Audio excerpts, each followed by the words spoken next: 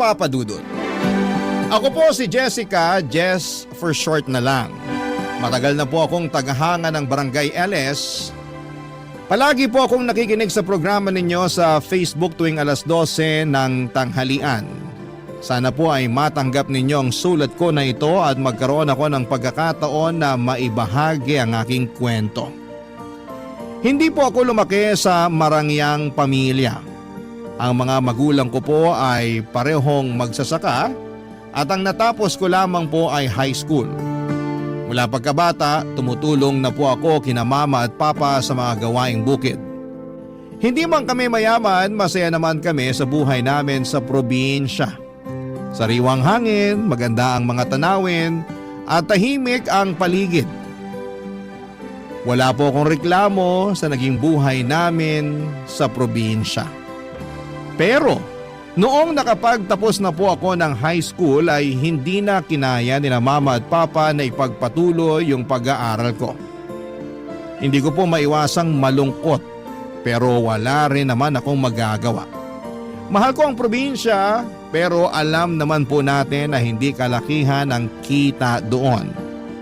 Kaya't nag-decide po akong pumunta sa syudad para maghanap ng trabaho.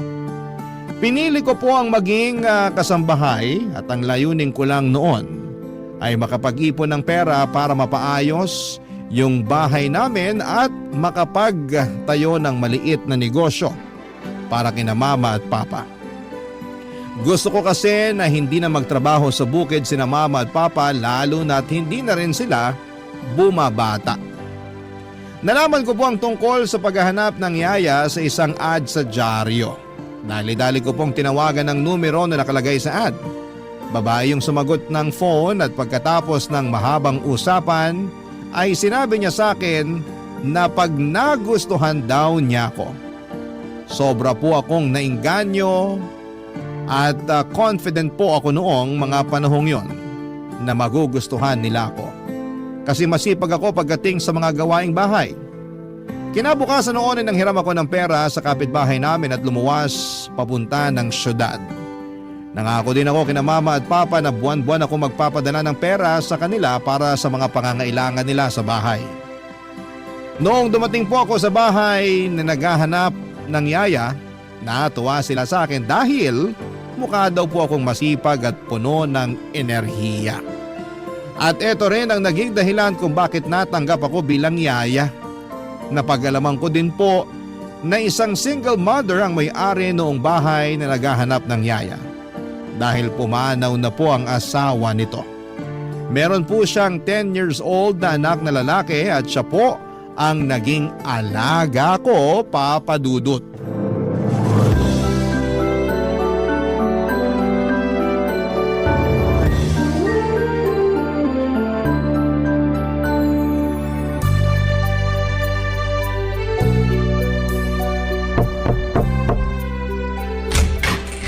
Hello, ikaw ba si Winston? Pinakilala ka na sa akin ng mama mo. Hi! Ikaw ba yung bagong yaya ko? Oo, ako si Jessica. Pero tawagin mo na lang akong... ang haba din naman kasi ng Jessica. Ay, alam ko na. Yaya Jess na lang. Sige po, Yaya Jess. Ilang taon ka na, Winston? 10 years old, pero malapit na ako maging teenager. Kakatuwa ka namang bata ka. Basta lagi mong tatandaan, nai-enjoy mo lang ang kabataan mo, ha? Naku, mahirap sa mundo ng mga big boys at big girls. Kung pwede lang sana bumalik sa pagkabata, naku, gagawin ko talaga. Bakit mo gustong bumalik sa pagkabata, Yaya Jess? Para mawala lahat ng pimples at wrinkles mo? Aba, bastos kang bata ka. Naisahan mo ako dun, ha? Yaya, tama na! Huwag mo akong ilitin! Di na ako makahinga!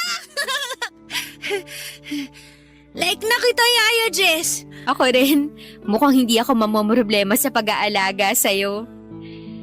Ay, nga pala, kanina ko pa napapansin na andito ka lang palagi sa kwarto mo nagko-computer. Hindi ka man lang ba naglalaro sa labas? Ayoko po maglaro sa labas eh. Binubuli lang ako ng mga bata dun. Ha?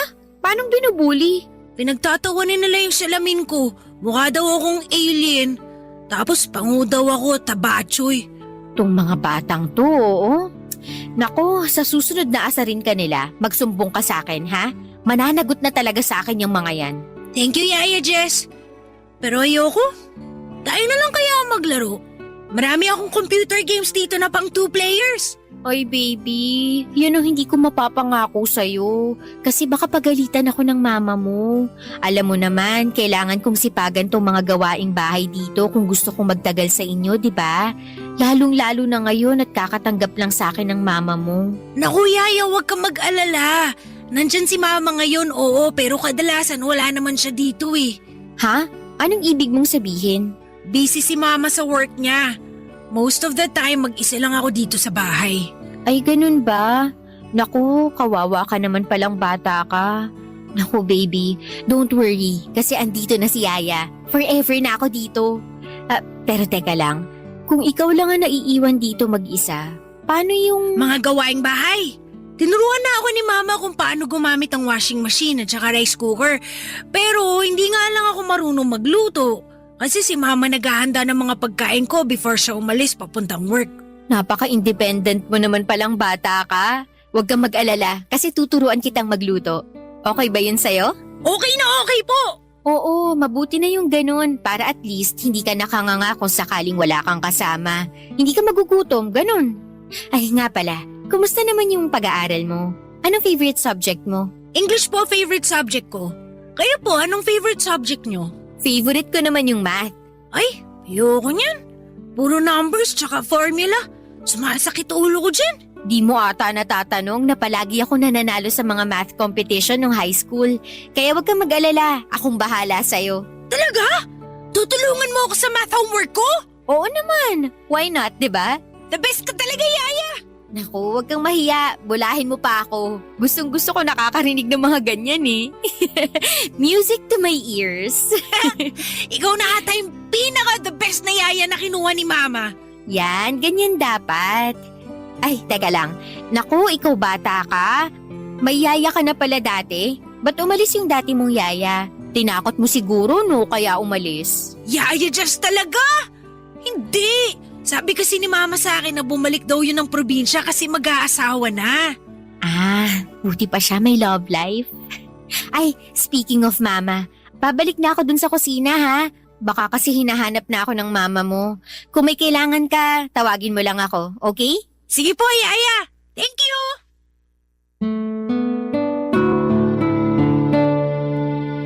Naging maayos po ang takbo ng pamamasukan ko kina Winston at masaya na rin po ako sa sahod ko kasi kahit papaano ay nakakatulong ito kina mama at papa. At sa totoo lang ay maganda rin naman ang kwarto ko sa bahay kung saan ako namamasukan. Hindi halatang maid's quarter. Aircon na lang po ang kulang doon at magmumukha ng kondo yon. Hindi ko na nararamdaman ang bigat ng malayo sa pamilya dahil masaya ako sa naging trabaho ko. Hindi po ako nahirapan pakisamahan ang alaga kong si Winston. Napakabait niyang bata at napaka-masunurin pa. Oo, may mga pagkakataon na pilyo siya pero hindi talaga nawawala ang respeto niya sa mga matatanda. At doon ko siya labis na hinangaan. Pakiramdam ko nga ay parang nabubuli siya ng ibang tao dahil sa sobrang kabaitan niya. Maayos po kami ni Winston pero sa totoo lang, awang-awa ko sa kanya. Palagi siyang walang kasama sa bahay dahil nga madalas ay wala ang mama niya. Nang malaman ko po na namatay ang tatay ni Winston noong 6 years old pa lamang siya, mas lalo akong naawa sa kanya. Simula noon, ang mama niya na talaga ang tumatayong nanay at tatay niya. At ramdam ko ang hirap na dinadala ng bata. Hindi lang ako kay Winston naaawa kundi pati na rin sa mama niya.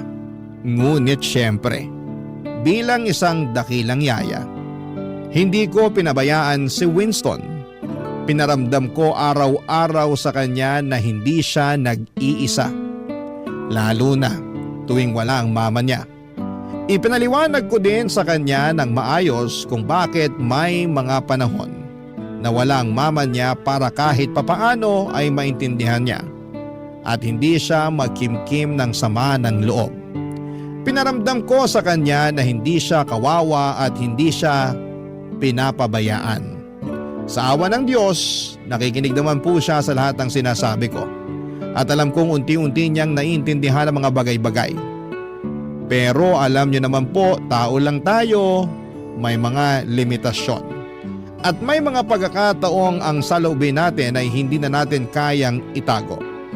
Isang araw po ay umuwi si Winston na umiiyak. Nang lumapit siya sa akin, nakita ko ang bigat ng mga pinagdadaanan niya. Hindi basta isang ordinaryong bata ang nakita ko noong araw na yon. Ang nakita ko noong araw na yon ay isang bata na puno ng sakit at lungkot sa mata. Isang bata na kulang sa pagmamahal ng mga magulang. Isang bata na nangungulila sa presensya ng kanyang ina.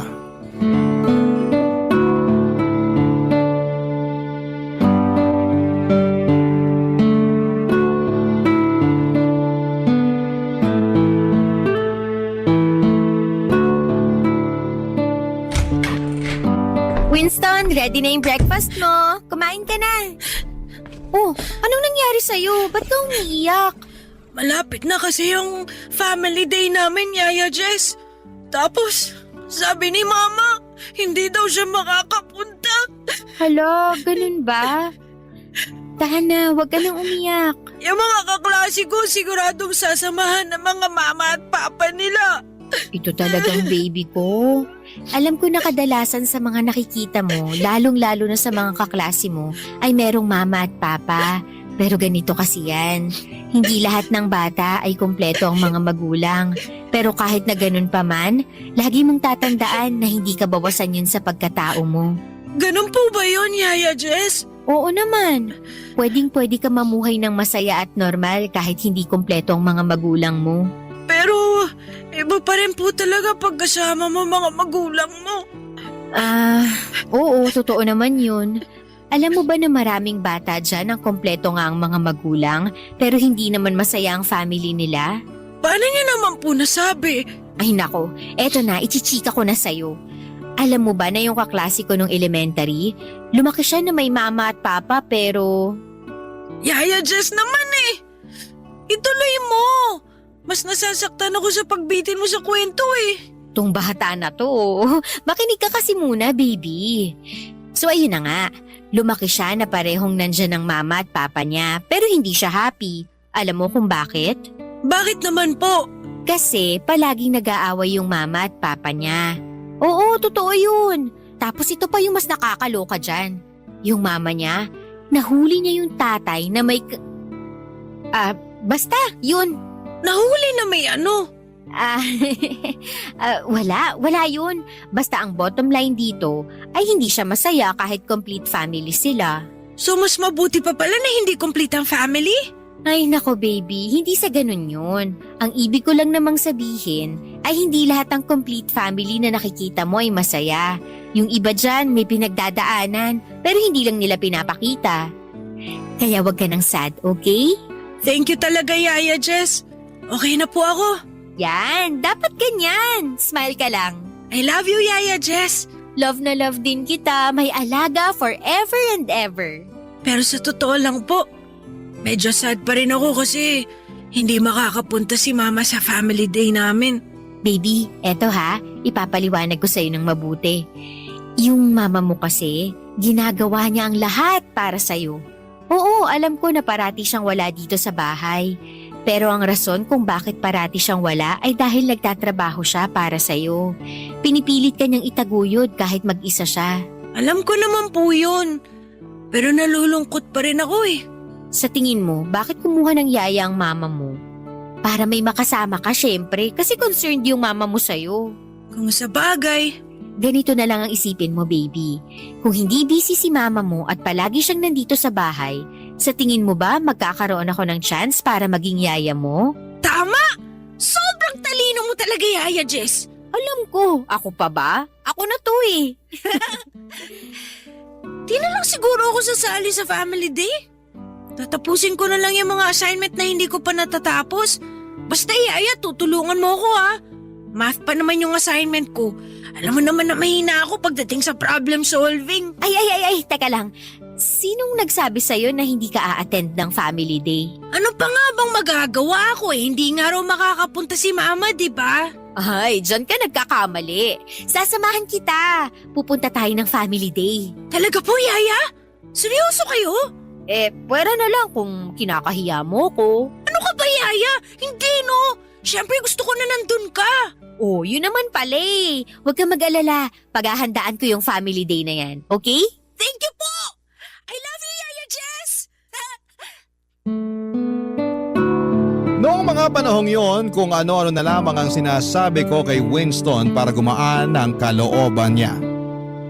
Alam ko na may punto siya, Papa Dudut. Lahat ng bata ay may karapatan na magkaroon ng buo at masayang pamilya. Hindi nila pinili na ipanganak sa mundong ito kaya't responsibilidad ng mga magulang na alagaan at bigyan sila ng tamang gabay. Pagdating naman sa amo ko o sa nanay ni Winston, alam kong ginagawa niya ang lahat para matugunan ang mga pangangailangan ni Winston. Ang totoo niya ay awang-awa rin ako kay Ma'am kasi wala siyang katuwang sa pag-aalaga sa bata. Pero tulad nga ng sinabi ko, ginagawa ko na lamang ang lahat upang hindi magtanim ng sama ng loob ang bata sa nanay niya. At habang hindi siya nasasamahan ng nanay sa araw-araw, ako na muna ang tumatayong parang pangalawan niyang ina. Sobrang saya po ni Winston noong dumalo kami sa family day ng school nila. Parang ang saya-saya niya. At ni minsan ay hindi niya naaalala na hindi buo ang pamilya niya. Sa araw na yon, tuwing may magbabalak na tanungin si Winston kung nasaan ang mga magulang niya, ako na kaagad ang sumasabat para hindi na maalala ng alaga ko. Kasi alam ko na deserve niyang mag-enjoy ng buong buo sa araw na yon. Gusto ko lang na makita na masaya siya. Pagkatapos ng family day ay naisip ko na magandang pagkakataon na yon para makausap ang amo ko. Pinag-usapan namin si Winston at naawa din siya sa bata pero sa kabila ng lahat, nagpasalamat din siya sa akin. Kasi nakikita niyang ginagawa ko naman ang lahat ng makakaya ko para gampanan ang tungkulin ko bilang yaya ni Winston. Makalipas ang ilang linggo, mas lalo lang akong naawa kay Ma'am at sa alaga kong si Winston dahil na-promote si Ma'am sa trabaho niya. Ibig sabihin, mas abala na siya sa pagtatrabaho at mas kumonte ang oras at panahon na maaari niyang ilaan para makasama si Winston. Sa kabila ng lahat ay hindi ko pa rin maiwasang humanga kay Ma'am. Sa panahon ngayon, marami ng magulang ang pinapabayaan na lamang ang mga anak nila.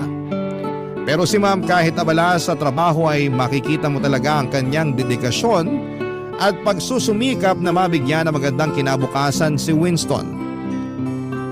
Hindi po madaling balansehin ang trabaho at pamilya. Pero si Ma'am, ginagawa niyang lahat para matugunan ang mga pangangailangan ni Winston.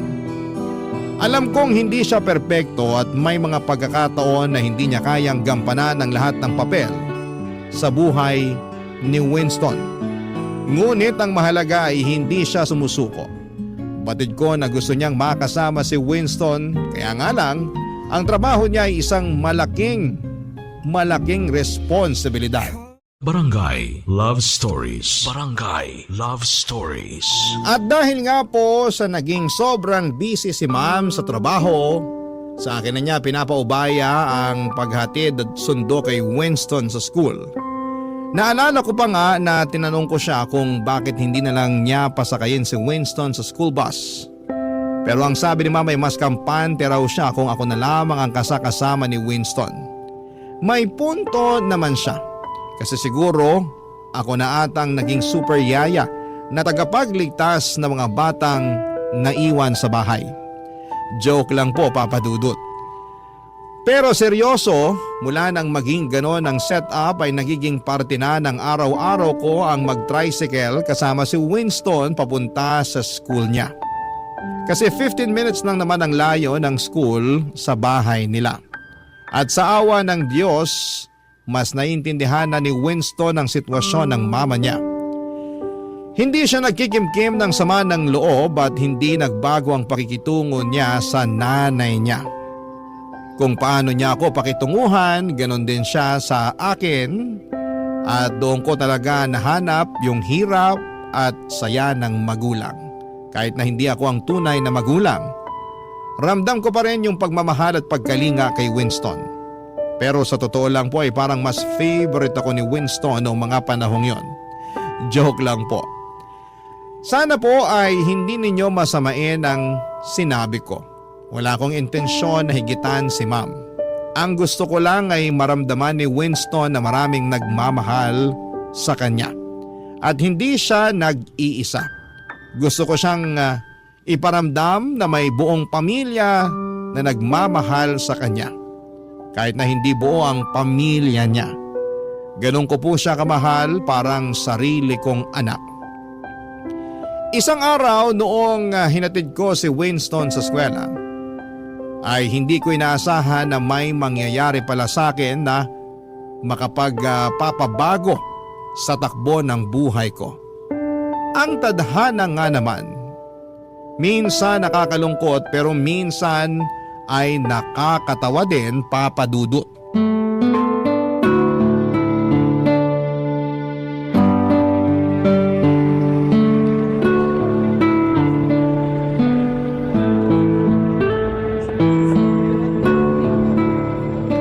Sige na, pumasok ka na at baka malate ka pa. Opo, Yaya. Ay, sandali lang. Baka makalimutan mo pa to. Ito nga pala yung lunchbox mo. Tapos, ito naman yung tubig mo. Tapos, ito naman yung iced tea mo. Thank you, Yaya. Mauna na po ako. Sige, enjoy! Nakakaloka, makauwi na nga. Hindi ko pa nasasampay yung mga labada. Baka makatanggap ako ng award kay ma'am pag naabutan niya yun. Ito din naman kasing pasok ni Winston eh. Kailangan ba talagang 8 ng umaga nasa school na ang mga batang yun? Aba, hindi naman ata makatarungan yan. Ano bang akala nila sa mga bata nagtatrabaho? Ay, makauwi na nga nang matapos ko na yung mga hindi ko pa natatapos. Hala, Diyos ko, yung wallet ko nawawala. Paano ko makakauwi nito? Hala, wala akong pamasahe. Nalaglag ata sa waiting area. Patay, kailangan ko nang balikan yun.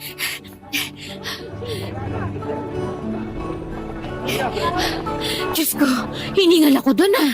Buti na lang at nandito na ako. Ay, nasa na kaya yung wallet ko? Miss, excuse me. Sa'yo ba to? Uy, yung wallet ko! Akala ko ninakaw na eh. Thank you talaga ha. Thank you, sobra. Sandali lang.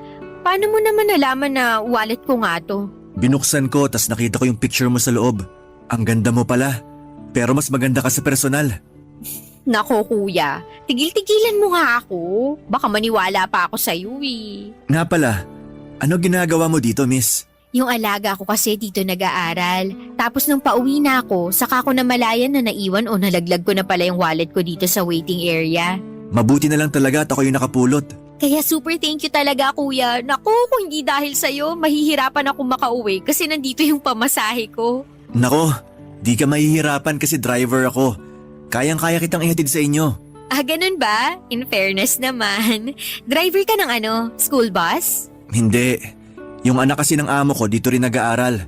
Tapos ayun, hinahatid at sinusundo ko siya araw-araw.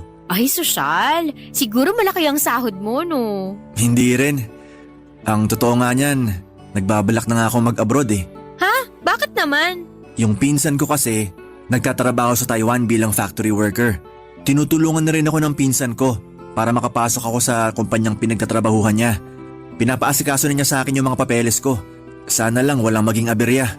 Ay hala, ganun ba? Sayang naman. Ha? Paanong sayang? Bihira lang kasi ako makakita ng gwapo sa waiting area na to. Nambola pa. Uy, totoo yun ah. Kala ko nga nung una teacher ka eh. Paano ba naman? Posturang-postura ka sa uniform mo. Wala akong magagawa. Ito yung gusto ng amo ko eh. Ah, kaya pala. Pero bagay sa'yo ha. Salamat. O paano? Mauna na ako sa'yo ha. Ang dami ko pang kailangang ayusin sa bahay ng amo ko. Miss, teka lang. O bakit? Magkikita pa ba tayo ulit? Ha? Bakit mo naman naitanong yan? Gusto sana kitang makita araw-araw bago man lang ako lumuwas papuntang Taiwan. Nako kuya, tatapatin na kita. Gwapo ka pero wala akong panahon para makipaglandian sa'yo. Bakit naman? Nakafocus kasi ako sa alaga ko. Kawawa din naman kasi. Alam mo na, broken family. Sa tingin ko, swerte pa rin alaga mo eh. Paano mo naman nasabi yan? Kasi may yaya siya na tulad mo. Tigil-tigilan na nga natin tong bulahan na to. Baka mamaya kung saan pa mapunta tong usapan na to eh. Sige na, aalis na talaga ako. Pero magkikita pa naman tayo bukas, di ba? Depende kung habulin mo ko. Joke lang. Oo naman, dito nag-aaral alaga ako eh. Nga pala miss, di ko pa natatanong pangalan mo. Jessica, pero Jess na lang for short. Nice to meet you, Jessica. Ako nga pala si Edgar. Nice meeting you too, Edgar. Thank you nga pala sa pagsoli sa akin ng wallet ko ha. Mauna na ako, kita-kits na lang. Aaminin ko, Papa Dudut, na nalaglag ang panty ko sa usapan namin ni Edgar na yon. Paano ba naman kasi sobrang gwapo niya, ang ganda ng katawan. At pakiramdam ko ay natutunaw ako tuwing tinititigan niya ako. Lalo akong kinilig noong may napansin akong papel sa loob ng wallet ko at may nakalagay na phone number doon. Siyempre nagtaka ako. Kaya naman sinubukan kong i-text ang number na yon. At doon ko napag-alaman na kay Edgar pala yon at sinadya niyang ibigay sa akin ang number niya. Mga lalaki nga naman, kaya maraming babayang nasasaktan kasi talagang alam nila kung paano kunin ang loob mo. Sa totoo lang, kahit gwapo at mabait si Edgar at kahit crush ko siya, hindi ko iniisip na magkarelasyon kami. Kasi ang priority ko talaga ay ang trabaho ko at ang alaga kong si Winston. Pero paminsan-minsan, nakakabagot din sa bahay. Lalo na kapag tapos na ako sa mga gawaing bahay. Kaya nire-replyan ko na si Edgar at madalas din kaming magkita sa waiting area habang hinihintay ko si Winston at habang hinihintay din niya ang anak ng amo niya. Madalas kaming magkwentuhan ni Edgar tungkol sa trabaho namin. Napag-alaman ko na 5 taon na pala siyang single at ang gusto niya sa buhay ay ang magkaroon ng sariling pamilya. Pero sa tingin niya ay hindi siya makakabuo ng pamilya kung patuloy siyang magiging driver. Kasi hindi naman daw ganun kalaki ang sahod niya, kaya naisipan niyang magtrabaho sa Taiwan bilang factory worker. Gusto niyang makapag-ipon ng malaking pera hanggang sa makabalik siya dito sa Pilipinas. Hanga din naman ako sa kanya kasi talaga namang alam niya kung ano ang gusto niya sa buhay. Nagtuloy-tuloy po ang pagiging magkaibigan namin ni Edgar ng ilang buwan. At nang akala ko ay hanggang sa simpleng kwentuhan at biruan na lamang matatapos ang lahat. Isang araw ay pinuntahan ako ni Edgar sa bahay ng amo ko.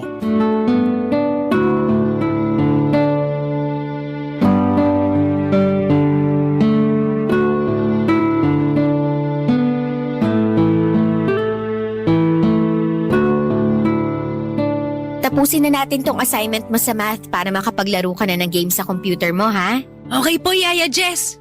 Sige, tuloy na natin to. Ay, nakakamiss tuloy mag-aral. Kaya ikaw, mag-aaral ka ng mabuti ha. Okay po, Yaya Jess. Yaya, si Mama na ba yun? Ay, hindi ko alam eh. Sabi kasi ng mama mo, mamayang gabi pa daw yung uwi niya. Dito ka lang baby, puntahan ko lang ha. Sige po. Tapusin mo na yung homework mo. Babalikan kita, okay? Okay, Yaya. Andyan na, sandali lang. Nakakaloka, sino kaya to? Ay, baka naman delivery boy. Edgar? Hoy, ano ginagawa mo dito? Jessica, Loko ka, anong kailangan mo? Bakit ka nandito, ha? natatandaan mo nung nag-usap tayo dati at nakwento mo sa akin kung saan ka nakatira? Di ko aakalain na darating ang araw na mapapakinabangan ko yun. Hindi mo pa sinasagot yung tanong ko. Ano kailangan mo?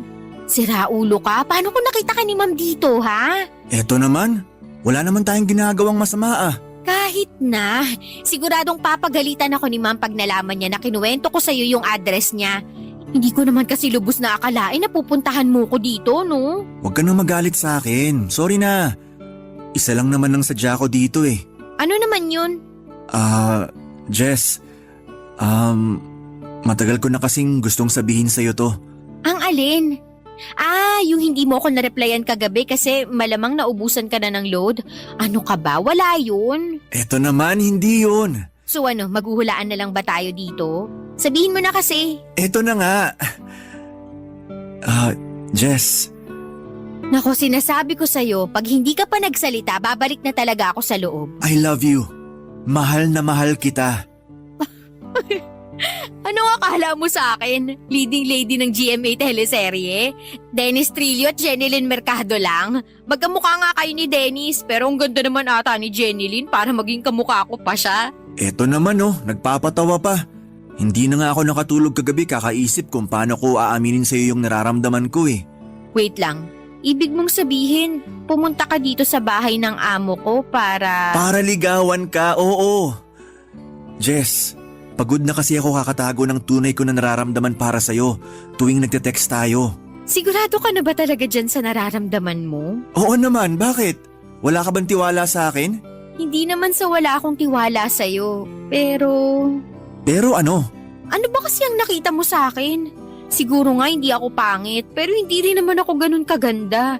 At isa pa, yaya lang ako. Sandali lang, huwag mong nilalang ang pagiging yaya. Marangal na trabaho yan. Jess, hindi ka naman kasi mahirap mahalin eh. Maganda ka, mabait, magaan ka usap. Nawawala ang stress ko tuwing tinetext mo ko at masinisipagan ko ang trabaho ko nang dahil sa'yo. Sige, ipagpalagay na natin na sasagutin kita. Pero Edgar, nagbabala ka magtrabaho sa Taiwan, di ba? Ano na lang ang mangyayari sa relasyon natin kung sakasakali? Tatapatin na kita, magaan din ang loob ko sa'yo at napakaswerte ng kahit sinong babae na maging boyfriend ka. Pero hindi ko kaya ang long distance relationship. Sa totoo lang napag-isipan ko na yan at balak na talaga kitang kausapin tungkol dyan. Jess, sana wag mong masamain tong sasabihin ko sa'yo ha. Alam mo, kinakabahan na ako sa'yo. Ano ba yun ha? Nakausap ko kasi ang pinsan ko nung isang araw at willing siya na tulungan tayo pareho para makapagtrabaho tayo sa Taiwan. Nasisiraan ka na ba ng bait? Hoy Edgar, kilabutan ka nga sa mga pinagsasasabi mo. Hindi pa nga kita sinasagot tapos ngayon aalukin mo pa ako na magtrabaho sa Taiwan? Pambihira ka. Hindi naman kita pipilitin na sagutin ako agad-agad. Yung sa akin lang naman, sayang din naman kasi ang opportunity kasi willing tayo tulungan ng pinsan ko. Hoy Edgar, kung sakali man na maging tayo, mas pipiliin ko na lang na tiisin ang long distance relationship kesa sa iwanan ko yung alaga ko, no? Kawawa naman siya pag umalis ako. Sige, ikaw bahala. Wala namang pilitan to eh. Pero pag-isipan mo na lang kasi di hamak na mas malaking kikitain mo sa Taiwan kung sakasakali. Naloka po ako sa mga sinabi sa akin ni Edgar noong araw na yon, Papa Dudut. Ewan ko ba. Aminin ko na natutuwa ako noong inamin sa akin ni Edgar na mahal niya ako. Kasi totoo lang ay ganon rin naman ang nararamdaman ko para sa kanya. Pero noong inalok niya akong magtrabaho sa Taiwan kasama siya ay doon ako talaga naloka. Oo, unti-unti na akong napamahal kay Edgar.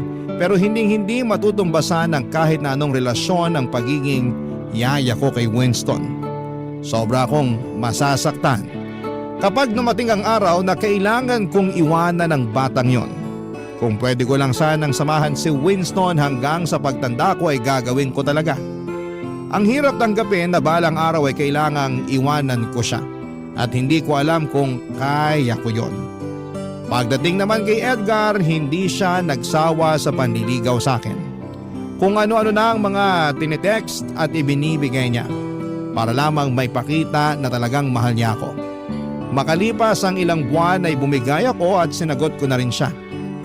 Noong mga panahong yon, alam ko na malamang masasaktan ako kapag umalis siya para magtrabaho sa Taiwan. Pero kahit na ganoon ay naisip ko na mas matitiis ko pang mawala si Edgar kesa mawala ang alaga ko na si Winston. Kay Winston ko naranasan ang pakiramdam ng pagiging isang tunay na ina. Alam ko rin na masaya siya at komportable siya sa akin bilang yaya niya. Tama naman si Edgar na di hamak na mas malaki ang kikitain ko sa Taiwan. Pero hindi ko kayang isakripisyo ang pagiging pangalawang ina kay Winston. Hindi matutumbasan ng kahit na anong halaga ng pera ang pagiging yaya ko sa batang yon. Noong mga panahong yon ay sapat na sa akin na nakapagpapadala ako ng pera sa mga magulang ko sa probinsya. Wala akong utang at wala akong mga luho. Kaya kahit na hindi ganoong kalaki, ang sahod ko bilang yaya okay lang sa akin. Ang mahalaga sa akin ay makasama ko si Winston Papadudut at magampanan ko ang papel ko bilang pangalawang ina para sa kanya. Barangay Love Stories. Barangay Love Stories. Naging okay na ang takbo ng buhay ko, Papa Dudut.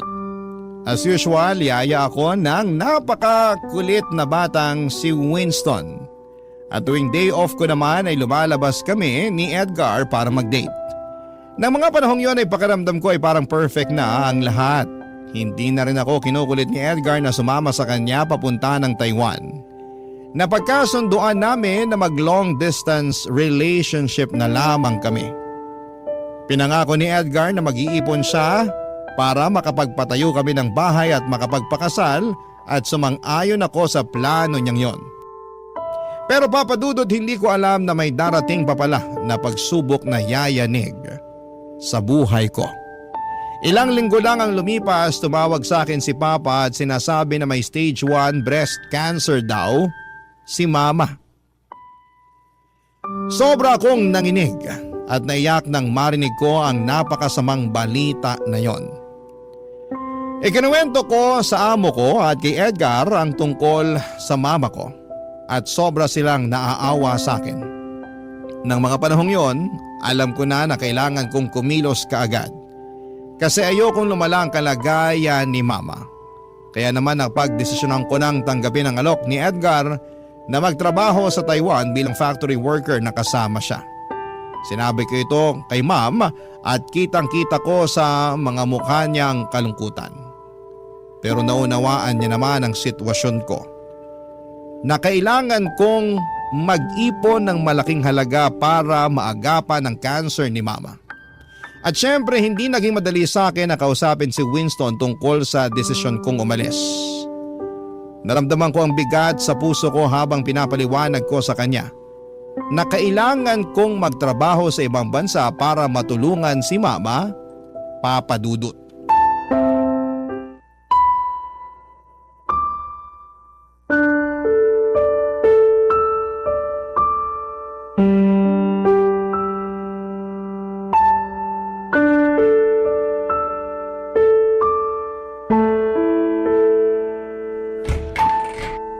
Winston? Yaya, tamang-tama may bibigay po ako sa inyo. Winston, may gusto sanang sabihin si Yaya sa'yo. Ano po yun? Winston, kasi... Yaya? Bakit po kayo umiiyak? Okay lang po ba kayo? Ganito kasi yun. Magbabakasyon muna si Yaya, ha? Saan naman po kayo pupunta? Ang nanay kasi ni Yaya may breast cancer. Malubha na sakit yun. Kaya kailangan ko munang magbakasyon sa malayong lugar para makapag-ipon ako ng malaking pera para sa pagpapagamot ng mama ko. Ibig niyo pong sabihin, iiwan niyo na po ako? Alam mo naman na para mo na akong pangalawang ina, di ba? Kung wala lang sanang sakit ang mama ni Yaya, hindi kita iiwan. Alam mo yan. Yaya, please! Huwag na po kayong umalis! Papakiusapan ko si Mama na tulungan ka. Huwag niyo na po ako iiwan, please! Hindi kasi ganun kadali yun eh. Huwag kang mag-alala kasi palagi kitang i-video call, okay? Isipin mo na lang na parang nagbabakasyon lang si Yaya. Bakit? Saan po kayo pupunta? Pupunta si Yaya sa Taiwan. Hindi ka ba masaya para kay Yaya?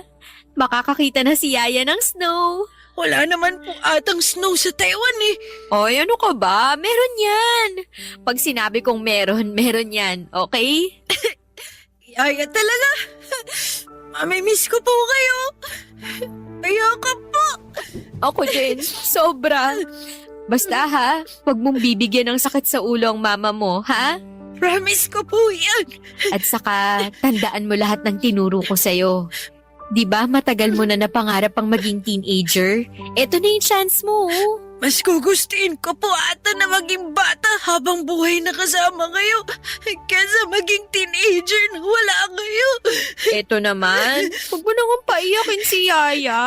Wala na pong tutulong sa akin sa mga math assignments ko.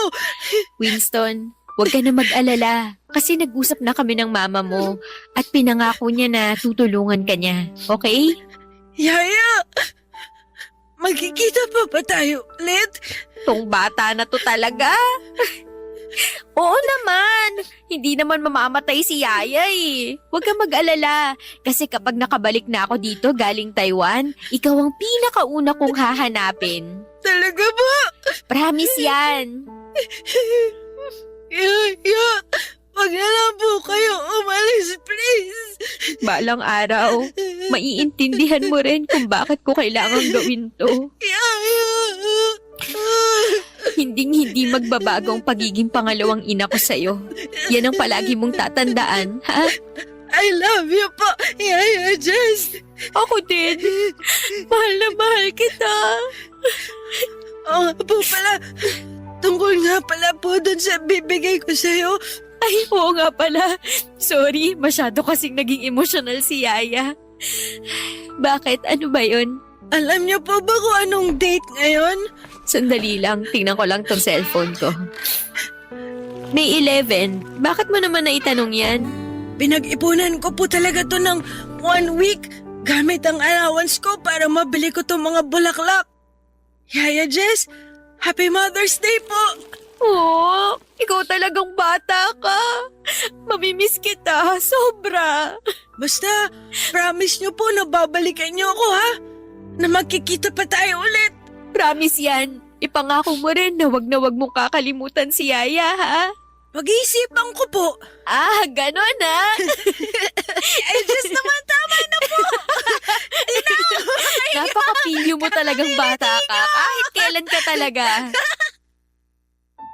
Nang mga panahong yon, Papa Dudut, ay nakuha ko pang magbiro kay Winston. Pero ang totoo niyan ay durog na durog ang puso ko sa desisyon kong iwanan siya. Nakiusap ako sa amo ko na sana'y samahan niya si Winston sa kwarto niya sa mismong araw na aalis ako sa bahay nila. Kasi ayokong maramdaman ng bata na nag-iisa siya. Gaya ng inaasahan ko'y nadurog na naman ang puso ko sa puntong hindi ko na kayang tignan si Winston dahil may kirot sa puso ko tuwing tinitignan ko siya. Pero kinailangan kong maging matapang para sa mama ko upang makasurvive siya sa sakit niyang breast cancer. Pagkatapos kong umalis sa bahay na pinagsisilbihan ko ay doon ako tumira sa inuupahang kwarto ni Edgar. Nang mga panahong yon ay buong buo na ang desisyon ko na pumunta ng Taiwan para magtrabaho bilang factory worker kasama si Edgar. Ang pinsan mismo ni Edgar ang tumulong sa amin. Pinautang niya kami para sa lahat ng gastos namin hanggang sa makapunta kami ng Taiwan. At sa wakas ay naging maayos ang takbo ng application namin at parehong kaming nakakuha ni Edgar ng work visa at nakapagtrabaho bilang factory worker. Hanggang ngayon, factory worker pa rin kami ni Edgar at 8 taon nang nakakalipas. At sa awa naman ng Diyos, Papa Dudut, cancer-free na rin si Mama sa ngayon. Hindi naging madali ang buhay ko dito sa Taiwan pero lubos pa rin akong nagpapasalamat sa trabaho namin dahil napagamot ko si Mama at nagkaroon kami ni Edgar ng kaunting ipon. Pagdating naman kay Winston, nagkaroon kami ng communication from time to time. Pero ang talagang nagpaantig sa puso ko ay nang makatanggap ako ng message mula sa mama ni Winston. Gusto sana ng mama niya na dumalo ako sa high school graduation ni Winston. Naisipan namin ni Edgar na matagal-tagal na rin kaming hindi nakababalik sa Pinas. Kaya pareho kaming sumang-ayon sa ideya na magbakasyon. Ipinaalam namin ito sa employer namin at dahil matagal na kaming nagtatrabaho bilang factory worker ay inapprove kaagad ang aming vacation leave. Hindi na rin naging problema sa amin ni Edgar ang pambayad ng tiket dahil may ipon naman kami kahit papaano. Nung araw ng high school graduation ni Winston ay hinatid ako ni Edgar. Oo, nakikita ko ang mukha ni Winston sa social media at nakakausap ko pa rin siya sa chat, pero kinabahan pa rin ako.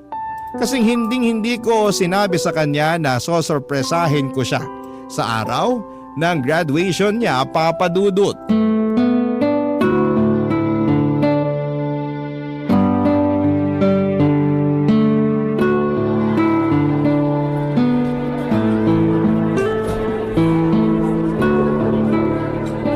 Mahal, paano to? Talagang kinakabahan ako eh. Paano kung hindi niya ako makilala ha? Imposible naman atang di ka makilala ng batang yun. Panay post ka ng selfie mo sa social media eh. Ikaw talaga? Hindi ka nakakatulong. Ano ba naman mahal, nandito na tayo oh. Ngayon ka pa ba aatras? Pustahan tayo. Makikilala ka ng batang yan at mag-iiyakan kayo. Ewan ko sa'yo, umalis ka na nga. Sige mahal, basta balikan kita dito mamayang alas 5 ng hapon ha. Kailangan ko na kasing isoli itong scooter na nirentahan natin mamayang alas 6. Sige, mahal. Ay, nga pala. Mahal, pasuyo naman oh. Pakihanda na lang yung mga gamit natin kasi dadalawin na natin sina mama at papa sa Makalawa, ha? Kailangan natin sulitin bawat araw na nandito tayo sa Pinas. Ba't sa Makalawa pa? Bakit hindi na lang bukas? Ano ka ba? Nakalimutan mo na ba? Siyempre gusto ko naman makabonding yung alaga ko, no? Para mo na talagang anak yung batang yon. Sige mahal, mauna na ako ha. I love you. Balikan kita mamaya.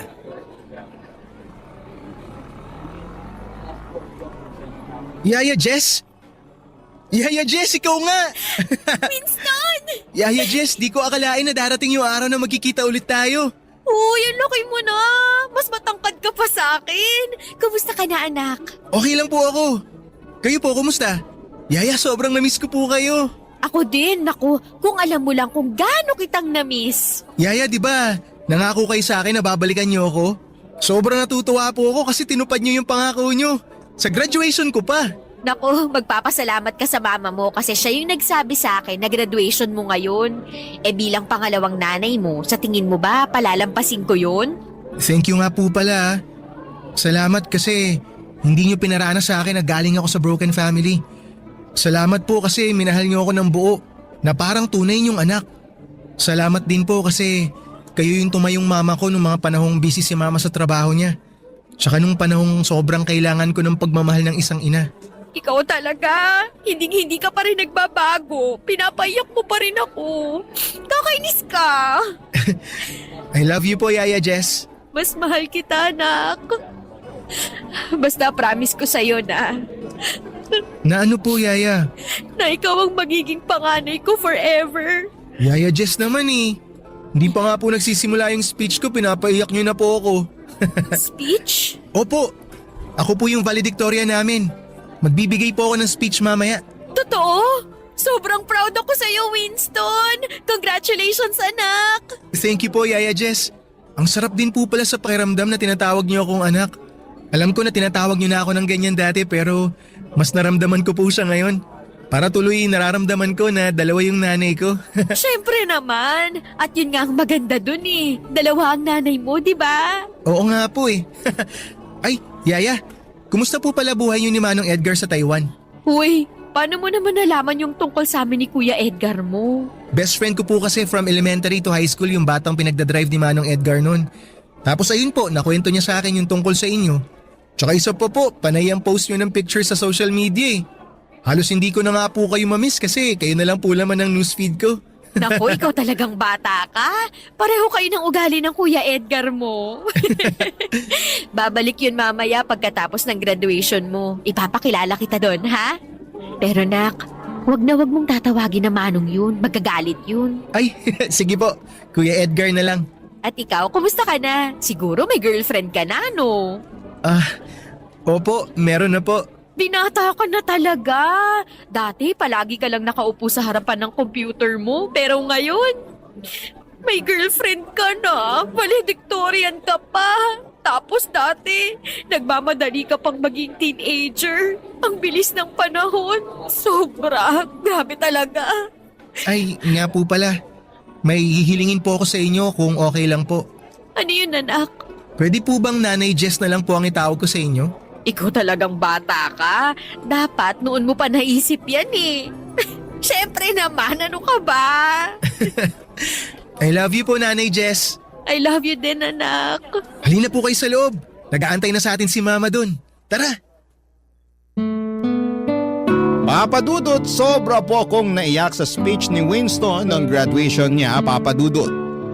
Pareho niya kaming pinasalamatan ng mama niya at hindi ko napigilang yakapin siya pagkatapos ng speech niya. Sobra din pong natuwa ang dati kong amo noong nakita niya ako. Labis po akong natutuwa sa naging kalagayan ni Winston dahil dito ko na napatunayan na naging mabuti akong yaya sa kanya. Wala siyang sama ng loob sa kahit na kanino at napaka-positive ng batang yon. Dito ko talaga na-realize na ang pagiging yaya ay higit pa sa ordinaryong trabaho. Ang pagiging yaya ay isang misyon na humuhubog sa pagkatao ng mga bata. Napakahalaga ng role ng isang yaya sa pagbuo ng karakter at kinabukasan ng isang bata.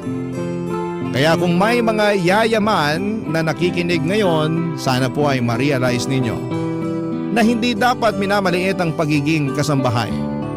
Kasi kayo ang nagsisilbing gabay sa mga bata. Kayo ang nagbibigay ng aral sa kanila na dadalhin nila sa panghabang buhay. Sa mga yaya na nakikinig ngayon, saludo ako sa inyo at ngayon po ay nakabalik na kami ni Edgar sa Taiwan at patuloy pa rin naman po ang komunikasyon ko kay Winston. Kahit malayo kami sa isa't isa, hindi kami nawawala sa buhay ng isa't isa at palagi ko siyang tinatanong kung kumusta siya. Napuntahan ko rin sina mama at papa sa probinsya noong nasa Pilipinas ako at sa awa naman ng Diyos.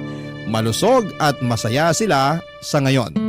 Ilang buwan na lang po ay mag-expire na ang kontrata namin ni Edgar dito sa Taiwan dahil sapat na ang naipon namin na pagdesisyonan na po namin na bumalik na ng Pilipinas. Napag-isipan namin ni Edgar na pagtayo ng maliit na negosyo gamit ang aming savings. Hindi pa po namin napagdidesisyonan kung anong klaseng negosyo pero isang bagay lamang ang sigurado. Babalik po kami ng Pilipinas sa loob lamang ng ilang buwan.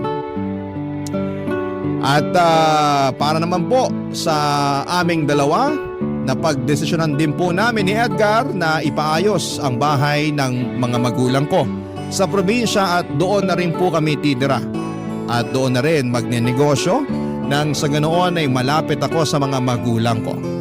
At kahit papaano ay pwede na rin po akong bisitahin ni Winston kung kailan niya gusto. At syempre po, hindi mawawala ang balak namin ni Edgar na magpakasal this year. Sobrang excited na po ako sa mga magagandang bagay na naghihintay sa akin, Papa Dudut. Maraming salamat po sa platform na ibinigay ninyo sa amin upang maibahagi po namin ang mga naging karanasan namin sa buhay. Ang inyong forever na kapuso at kabarangay, Jess.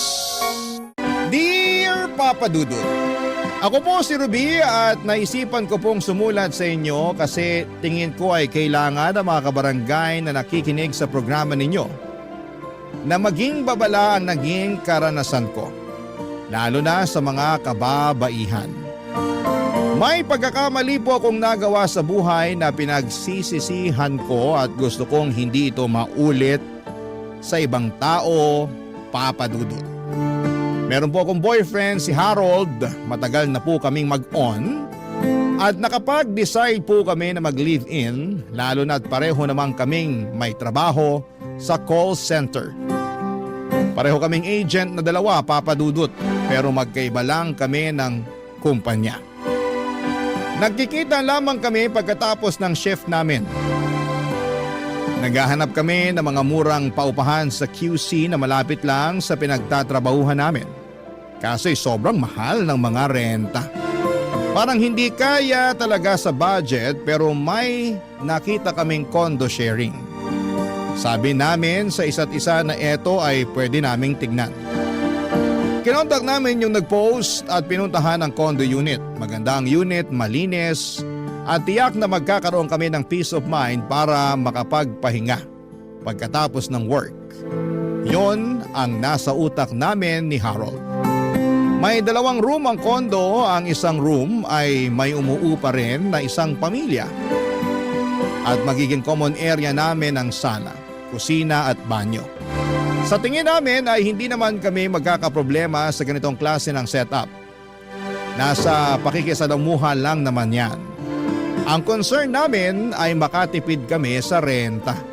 At secured pa ang mga gamit namin dahil walang magnanakaw tulad ng nangyari sa akin noong tumira ako sa isang boarding house, Papa Dudut. Nakakamura ka nga pero mapapamura ka rin kapag ninakawan ka na.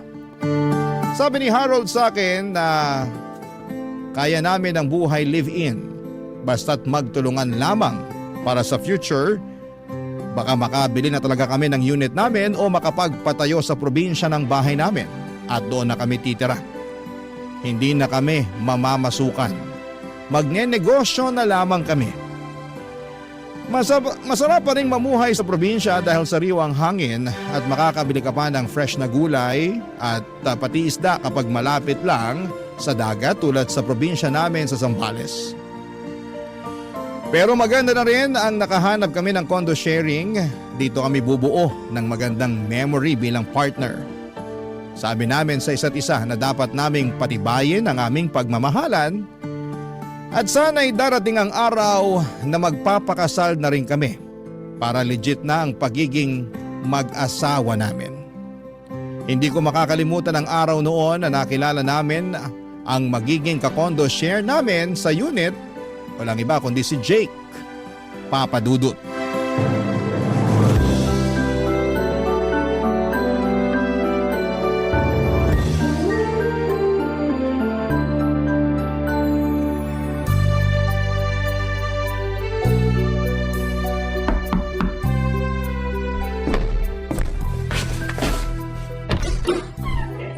Hi! Hello! Kayo siguro sina Ruby at Harold? Oo, kami nga. Ikaw si... Jake. Ako si Jake. Pasok kayo. Salamat. Maganda tong unit, mayaman yung may-ari. Napaayos niya. Ako nga pala mga kasama nyo dito. Sinabihan ako ng may-ari na darating kayo ngayon. Nung nag-viewing kayo nitong unit, wala ako nun. Nasa school ako. May program kasi yung anak ko nun. Ay, welcome nga pala sa inyo. Kumuha kayo nitong cookies. Gusto nyo ba ng kape o juice? Ang bait mo naman, may pa-cookies pa. Salamat ha. Nag-abala ka pa. Wala yun, maliit na bagay. Sabi ko nga mas okay na magkakilala na tayo agad para walang ilangan. Sana maging magkasundo tayong 3. Sana nga.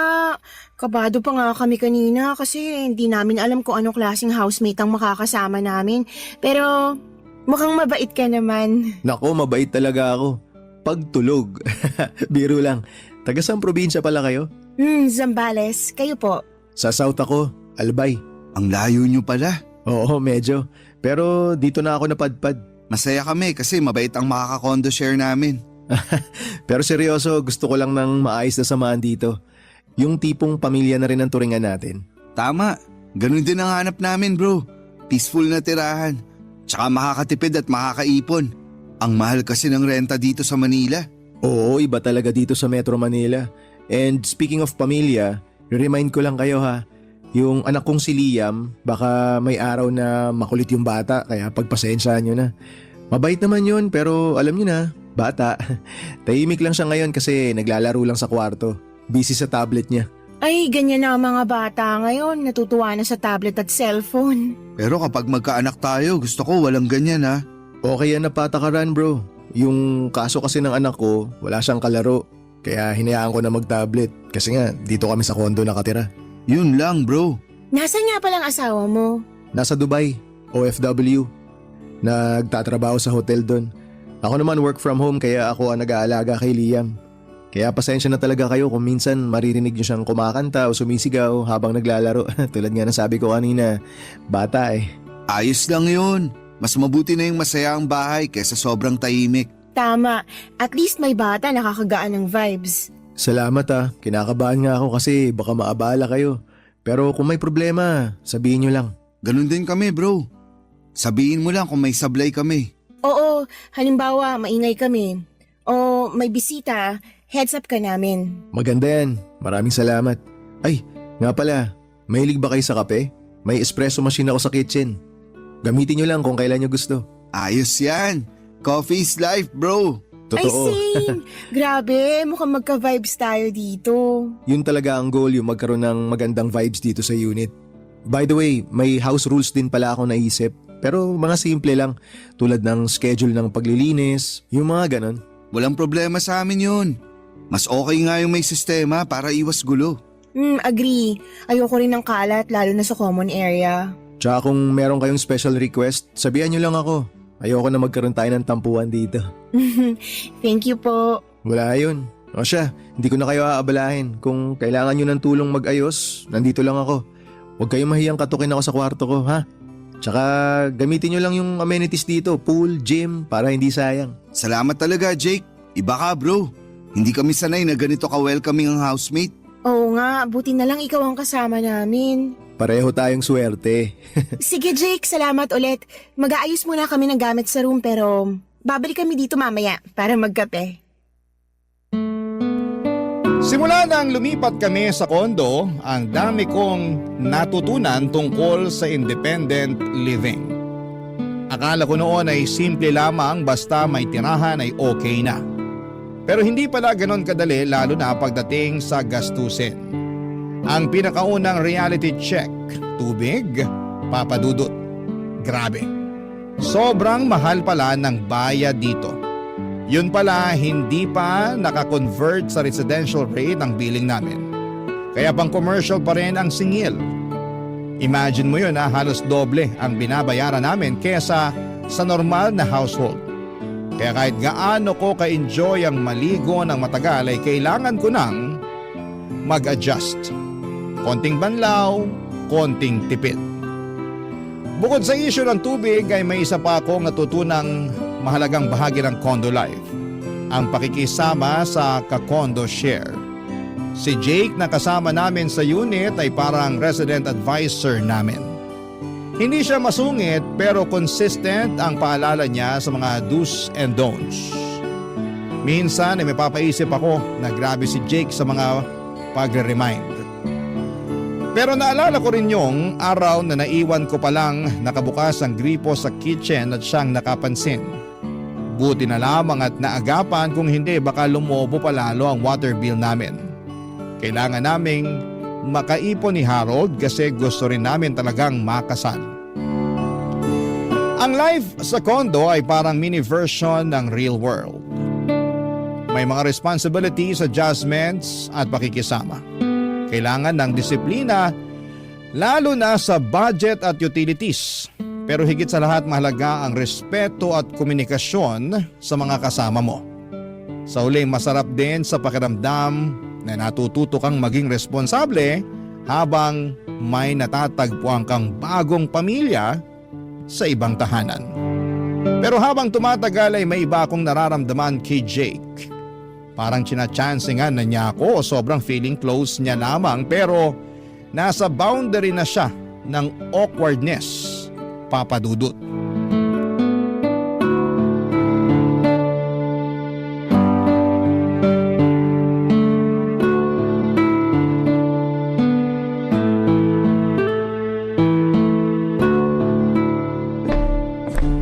Oh, Ruby, nasan si Harold?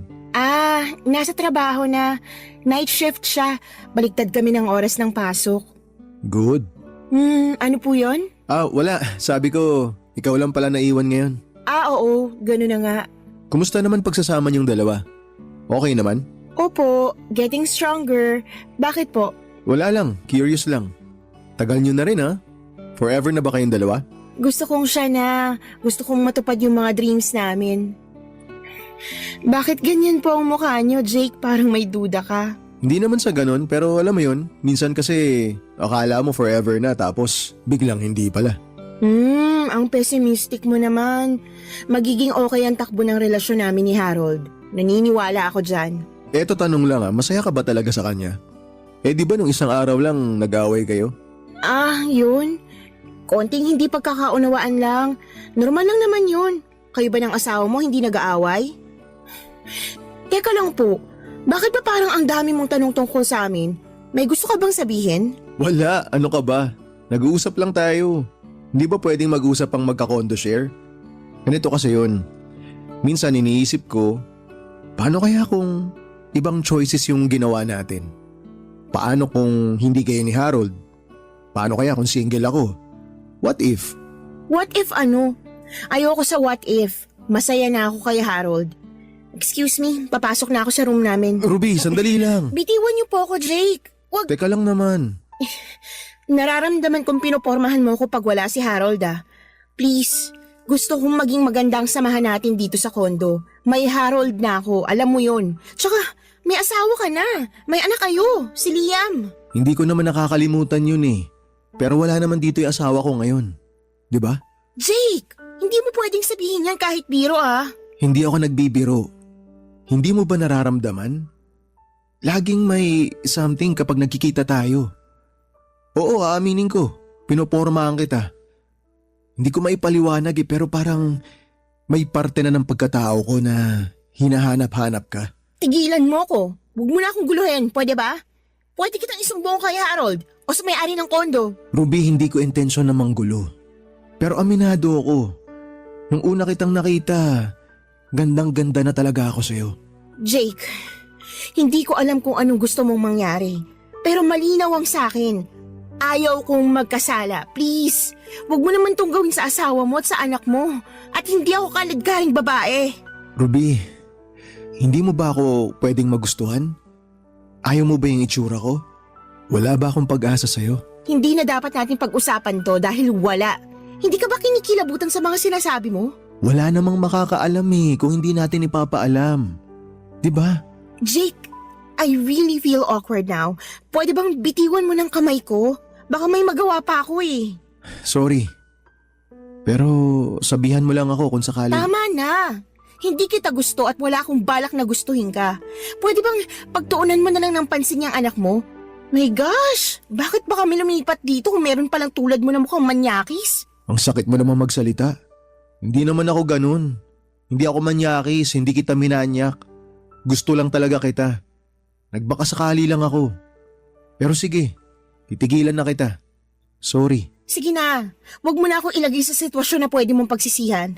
Nirerespeto kita. Nirerespeto ka namin ni Harold. Sana, respetuhin mo rin kami.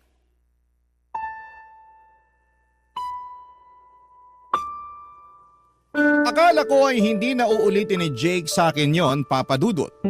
Pero patuloy pa rin niya akong pinopormahan. Ang hirap kasi ng sitwasyon, kakondo share namin siya kaya hindi ko talaga maiwasang makasama siya palagi. At kapag wala si Harold ay napapansin ko na parang nag-aabang talaga siya ng pagkakataon na mas solo ako. May mga sandaling bigla na lamang lalapit si Jake sa akin, maglalambing at magbibitaw ng mga biro na parang may kahulugan.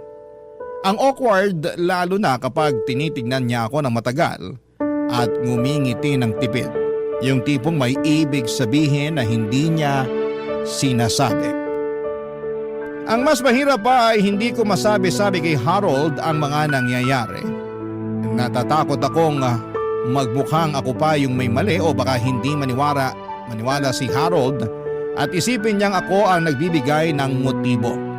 Kaya pinipili ko na lamang na manahimik kahit pa unti-unti na akong nababalisa.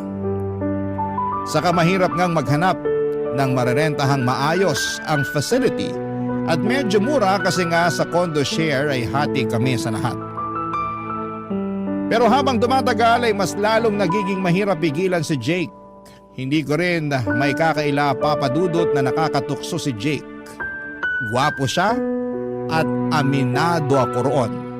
Malalim ang mga mata niya na parang laging may binabasa sa akin. Yung tipong tititig siya at biglang magpapalipad ng biro na mapapaisip ka kung seryoso ba o nagjo-joke lang. Sa tuwing magpapakita siya ng lambing ay parang may iba siyang karisma. At ang mas mahirap tanggihan ang hubog ng katawan niya. Paano ba naman laging naka-fit na shirt at kung minsan pa ay bigla na lamang magtatanggal ng suot na pangitaas kapag mainit. Lalo na kapag galing siya sa gym ng kondo. Sino ba naman ang hindi matutukso? Para siyang si Wendell Ramos, nakakatakam. Pero hindi lang yon, mabait din si Jake. Yon, Papa Dudut, ang mas nakakalito.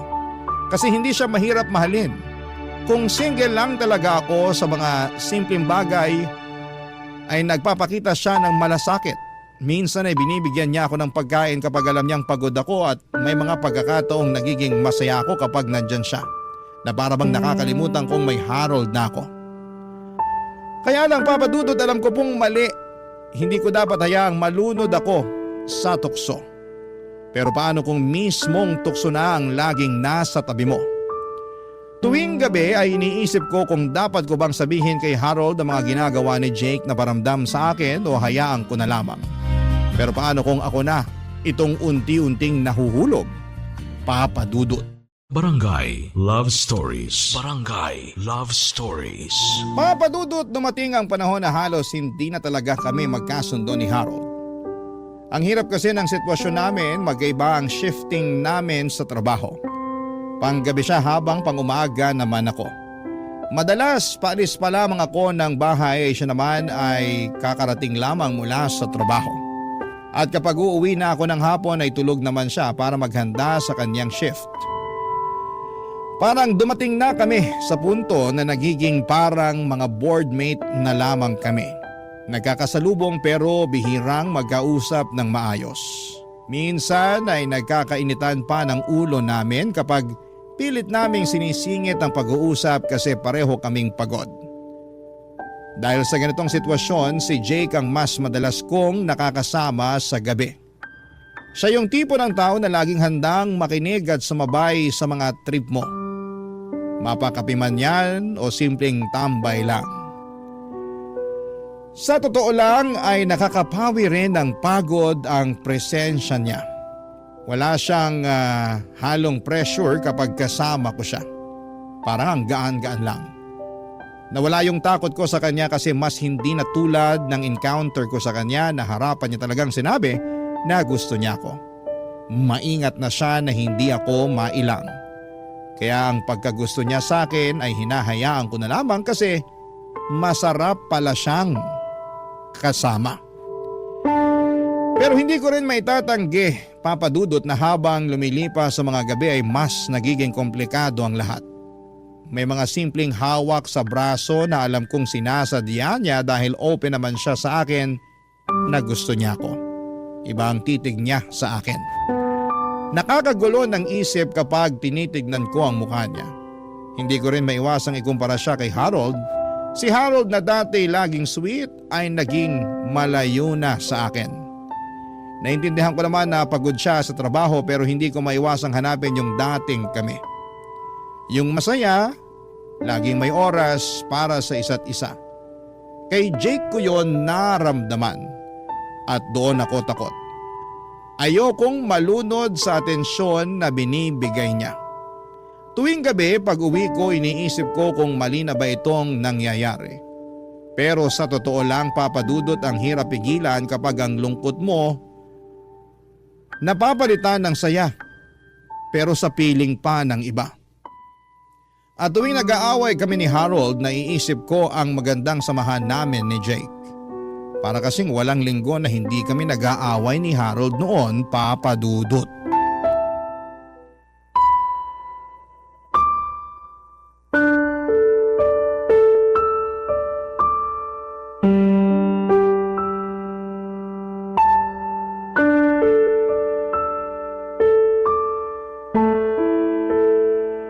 Han, magkano na naman ang binigay mo sa nanay mo? Bakit? Ano na naman ba to, Han? Ano pa ba? Ubus na naman ang pera natin, 'di ba? Kalahati ng sweldo mo napunta sa kanila. Alam mo naman na nag-iipon tayo eh. Paano yung wedding natin? Malayo pa tayo sa target nating budget. Eh anong gusto mo? Hayaan ko silang magutom? Hindi naman sa ganun, pero paano tayo? Wala na naman tayong ipon. Tsaka, sa ating pangalang kulang na eh. Buti sana kung kumakain ka lang ng gulay. Alam naman natin na malaki ang gastos natin sa pagkain, di ba? Kahit condo share tayo dito, malaki pa rin yun. Ang hirap kaya mag-budget. Ruby naman, hindi ko sila pwedeng pabayaan. Magulang ko sila. At ako, hindi pa dapat iniisip mo rin ako? Ito na naman tayo. Uuwi ka nga sa bahay pero ito naman ang madadatnan mo. Huwag mong ibahin ang usapan, Harold. Nandyan na ako na magulang mo sila. Pero parang ikaw na halos bumubuhay sa kanila. At saka dun sa kapatid mong batugan. Nagiging argument na to, Ruby. Tigilan na natin to. Wala na tayong natitira para sa sarili natin. Kahit hindi na nga matuloy ang kasal eh. Ang sa akin lang, paano kung magkasakit tayo? Paano kung may biglang emergency? Kaya nga tayo nagtatrabaho, di ba? Para matustusan ang pangangailangan ng lahat. Hindi, Harold! Hindi natin responsibilidad ang buong pamilya mo. Bakit ba parang ako pa may kasalanan na gusto ko tayong mag-ipon? Gano'n naman dapat eh. Bubuo na tayo ng pamilya. Dapat paghandaan natin to. Hindi na pwedeng ganito lang tayo. Alam kong gusto mong mag-ipon, Ruby. Pero hindi ko kayang talikuran ng pamilya ko. Hindi ko kayang magsawalang bahala na lang. So ano, magpapakahirap tayo habang buhay para lang suportahan silang lahat? Hindi tayo yayaman sa ganito. Kahit kailan hindi tayo uusad. Pwede ba tumigil ka na? Ganito na lang parate. Gusto mo akong pinapa-shut up? Hindi sa ganun. Ewan ko ba sa'yo? Halos araw-araw na lang ganito tayo. Wala bang araw na hindi tayo tahimik? Eh kasi naman ikaw naman parati nagdadala ng problema. Ako? Ruby naman. Parang wala ka nang nakitang mabuti sa akin. Pati tong pagbibigay ko ng pera sa kanila ginawa mong issue. Issue naman talaga. Kasi we're partners, Harold. Anong gusto mong gawin ko, Ruby? Putulin ang relasyon ko sa kanila? Kalimutan na lang na may nanay at tatay akong umaasa sa akin? Hindi ko sinasabing putulin mo sila. Pero dapat pwede nilang maintindihan na may sarili ka ng pamilya. Hindi pwedeng habang buhay sila nakaasa sa'yo. E di magpakasal na lang tayo para matauhan sila. Kahit tayo na lang. Wala yung plano natin na engrande. Para malaman nilang may pamilya na akong inuuna. Yun ba ang gusto mo? Ha? Oo. Pwede naman kung yan ang solusyon para matigil na tong kahibangan na parang wala kang sariling buhay. So pakakasalan mo lang ako para tumigil sila sa panghihingi? Ganun ba? Hindi dahil mahal mo ako? Ano bang pinagsasasabi mo? Hindi ba obvious na mahal kita? Kahit nga hindi matuloy yung pangarap kong kasal, handa ako dahil mahal kita eh. Pero paano tayo mabubuhay kung puro na lang tayo bigay? Di mo lang naiintindihan, Ruby. Kung ikaw ang nasa posisyon ko, kaya mo bang tiisin ang magulang mong humingi ng tulong? Eh paano naman ako, Harold? Bakit ako ang kailangang magtiis? Dahil mahal kita. Dahil gusto ko magsimula tayo ng pamilya. Pero hindi ko sila basta iiwan. Alam mo, Harold, minsan pakiramdam ko hindi tayo partners eh. Parang ako ang taga-remind lang sa'yo na dapat mong unahin ang sarili mo. At ako, pakiramdam ko parang gusto mong maging makasarili ako. Ano? Hindi ganun. Hindi pagiging makasarili ang unahin ang kinabukasan natin, Harold. Di mo kasi talaga naiintindihan, Ruby. Kung nagkapalit tayo ng sitwasyon, malalaman mo kung gaano kahirap ang pinagdadaanan ko. At ikaw, naiintindihan mo bang nararamdaman ko? Ano pa bang gusto mong gawin ko, ha? Sabihin mo. Ayoko na ng ganito, Harold. Ayoko na ng paulit-ulit na ganito. Ano? Gusto mong maghiwalay na lang tayo? Hindi ko alam. Ang alam ko lang, pagod na ako sa ganitong klase ng buhay. Masakit para sa akin ang naging away namin ni Harold Papadudut.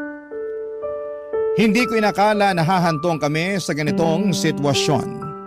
Mahal ko siya pero sa galit at sama ng loob ko ay may mga salitang nabitawan ako na hindi ko na mababawi. Hindi ko alam kung dahil sa bugso ng damdamin o dahil matagal ko nang kinikimkim ang sakit, pero kahit ano pang dahilan ay nasaktan ko siya. At alam kong nasaktan din ako sa mga nangyari. Pagkatapos ng aming matinding pagtatalo, pakiramdam ko ay parang naubos ang lakas ko. Hindi ko alam kung saan ako pupunta at kung sino ang dapat kong lapitan. Doon pumasok si Jake sa picture. Siya ang nag-comfort sa akin sa panahon at pakiramdam ko ay nag-iisa ko. Hindi siya nagtanong, hindi niya ako pinilit magsalita at hinayaan lamang niya akong umiyak at ilabas ang bigat ng loob ko. Ramdam ko ang sincerity niya sa pakikinig at sa pagbibigay ng pag-aalaga. Sa kanya ko naramdaman ang init ng isang taong handang dumamay. Pero hindi pa doon natapos ang lahat, Papadudut. Nasundan pa ng isa pang away ang nangyari. Hindi ko inaasahan na magiging mas komplikado pa ang sitwasyon at hindi ko na kayang bigat ng damdamin ko kaya nagpa siya akong lumayo muna. Pakiramdam ko ay kailangan kong huminga at kailangan kong magpahinga mula sa lahat ng gulo. Doon nag-offer si Jake na doon na lamang muna ako sa kwarto niya magpalipas ng gabi. Alam kong hindi yon tama pero pumayag ako. Ang mahalaga lang sa akin ay ayokong matulog sa room namin ni Harold kahit wala siya at pumasok na sa trabaho. Habang nakahiga ako sa kama ni Jake ay hindi ko maiwasang balikan ang mga nangyari. Napatanong ako sa sarili ko, tama ba ang ginawa kong desisyon? Tama bang dito ako nagpunta? Pero sa kabila ng lahat ng tanong sa isipan ko, ang sigurado lamang ako ay isa. Pagod na ako. Gusto ko lang mapag-isa kahit saglit. Gusto ko lang maramdaman na may isang tao pa rin na nandyan para sa akin. Kahit na hindi ko siya hiningi, Papa Dudut. At sa gabing yon si Jake ang naging sandalan ko, Papa Dudut.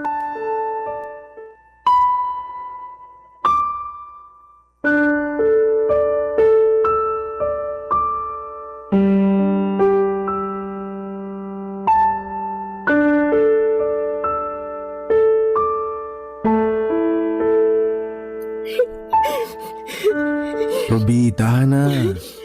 Siguro, kailangan mo nang matulog para naman magkaroon ka ng lakas. Grabe din yung away niyo kanina ni Harold eh. Pasensya na talaga, Jake. Hindi ko alam kung saan ako tatakbo eh. Ang sama-sama lang talaga ng loob ko. Marami akong sinakripisyo para sa relasyon naming dalawa pero hindi pa rin kami magkasundo. Eto ako lang to ha. Baka siguro hindi talaga kayo para sa isa't isa. I'm sorry pero yung kasi yung nakikita ko eh. Huwag kang humingi ng sorry. Wala ka namang kasalanan eh. Mabuti nga't ang bait mo sa akin. Noon, akala ko... Akala mo ano? Akala ko hindi kita makakasundo. Sus, ako pa ba? Kaya nga nagmana sa akin yung anak ko eh. Kita mo naman, sobrang bait.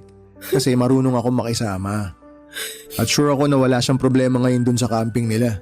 Hindi mo ba pupuntahan yung anak mo? Kaya na niya sarili niya. Tsaka nagsabi na rin ako sa teacher niya na kapag may problema, sana naman wala, i-message lang ako. Nakasave naman dun sa teacher yung number ko kaya pwede niya akong tawagan anytime. Mabuti kung ganun. Tinuturuan mo palang maging independent ang anak mo. Oo, kailangan eh. Ruby, pwede ba akong tumabi dyan sa kama? Ano? Kasi medyo maliit tong sofa eh. Mukhang di rin ako makakatulog dito, hindi komportable. Kailangan ko rin ng lakas para bukas kasi susunduin ko si Liam sa camping nila. Oo naman. Dito lang ako sa may gilid ng kama. Salamat.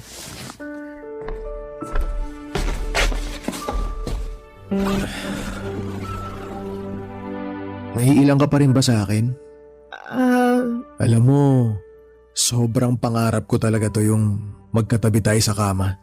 Jake, siguro hahanap na lang ako ng hotel. Doon na muna ako. Bakit naman? Hindi mo kailangan umalis. Bakit mag-hotel ka pa? Okay ka naman dito. Wala namang ibang tao. Tayong dalawa lang. Tsaka, mas mabuti na to. May kausap ka. May katabi ka. Ayaw mo ba akong katabi? Pareho tayong may sabit. Pero nararamdaman mo rin naman yung nararamdaman ko. 'Di ba? Jake. Ano pa bang hindi mo maintindihan, Ruby? Gustong gusto kita. At tuwing nakikita kita, lagi kong naiisip na sana single na lang ako. Sana wala akong anak, sana wala akong asawa. Gustong gusto kitang ligawan. Alam mo ba pag nag-aaway kayo ni Harold, gusto kitang protektahan. Gusto kitang yakapin, gusto kong pawiin yung sakit na nararamdaman mo. Kasi ayoko nasasaktan ka. Jake, malito. Teka, Ruby, saan ka pupunta? Natatakot ako. Wala ka namang dapat ikatakot eh. Tulad nga ng sabi ko, gustong gusto kitang alagaan. Gustong gusto kitang protektahan. Tsaka alam ko, ramdam na ramdam ko na gusto mo rin ako. Sige nga, Ruby. Sabihin mo nga sa akin na hindi totoo yung nararamdaman ko. Tingnan mo ako sa mga mata. Sabihin mo na hindi mo ko gusto.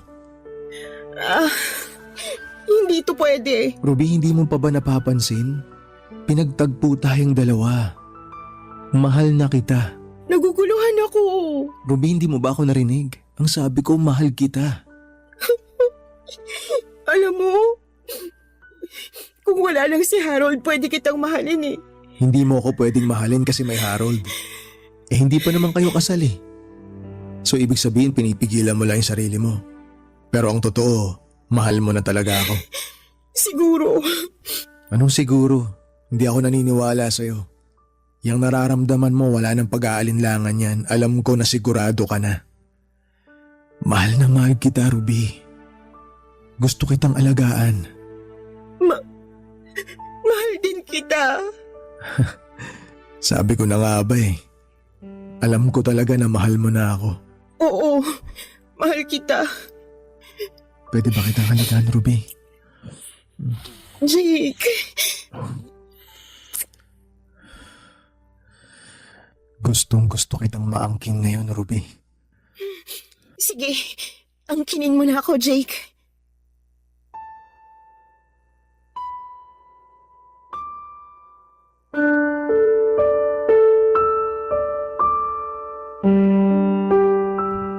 Papadudot, may nangyari po sa aming dalawa ni Jake. At sa gabing yon ay hindi ko iniisip kung ano ang magiging kahihinatnan ng ginawa ko. Para sa akin ay tama ang mga nangyari sa aming dalawa at kailangan ko ang init sa aking katawan at binigay yon ni Jake. Inangkin niya ko at binigay ko ng kusa ang aking pagkababae. Alam kong mali dahil may asawa nga si Jake pero ginawa ko pa rin. Buong magdamag kaming nagyakapan at pinagsaluhan ang init ng pag-ibig. Buong gabi akong nangangarap na sana'y si Jake na lamang at sana'y pareho kaming single pero hindi. Hinayaan ko na magkasala ako, papadudot, at pumayag akong isekreto ang aming relasyon na dalawa. Hindi po alam ni Harold na kapag wala siya sa condominium ay sinasalasihan na siya ni Jake. Si Jake na ang halos nagmamay-ari ng katawan ko at siya nagpapaligaya sa akin sa bawat araw.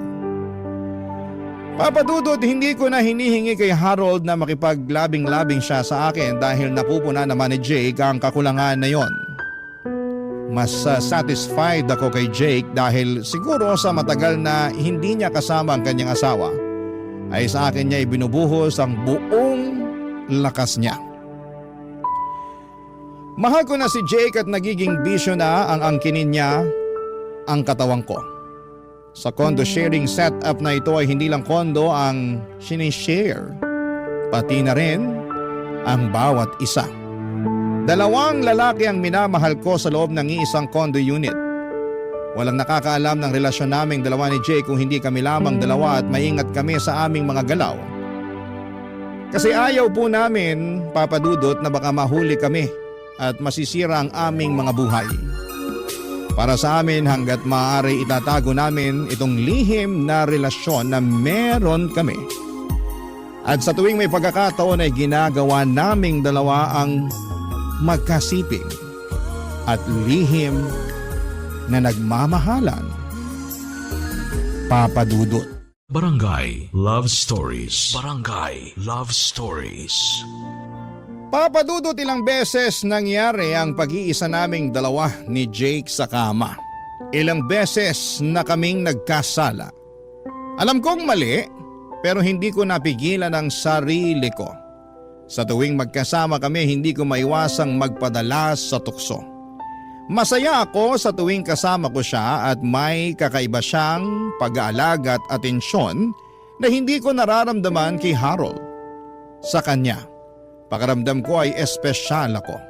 Parang ako lang ang mahalaga sa mundo niya. Kaya naman paulit-ulit akong bumabalik sa kanya kahit alam kong mali.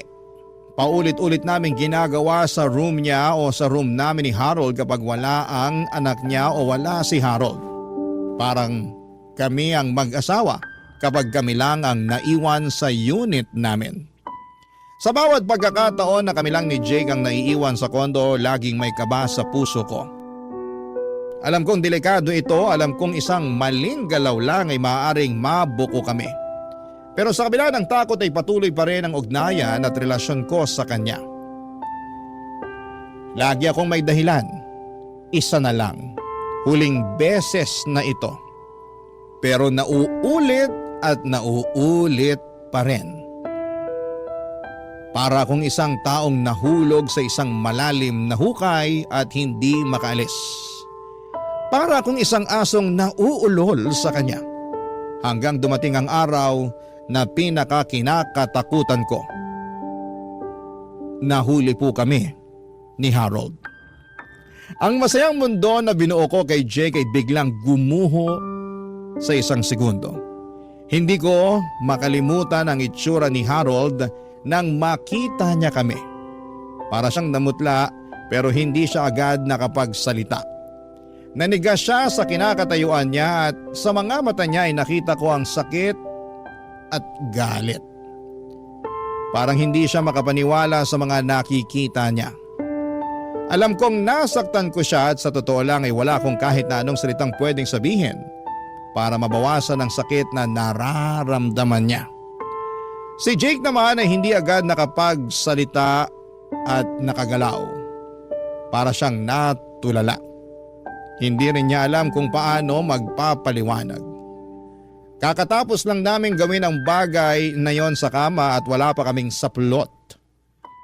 Pareho kaming naka-underwear lang at hindi ako makagalaw.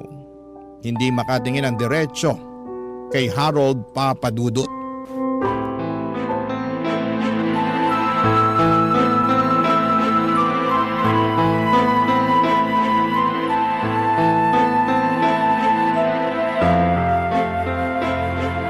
Sobrang saya ko talaga, Ruby, kapag ginagawa natin to.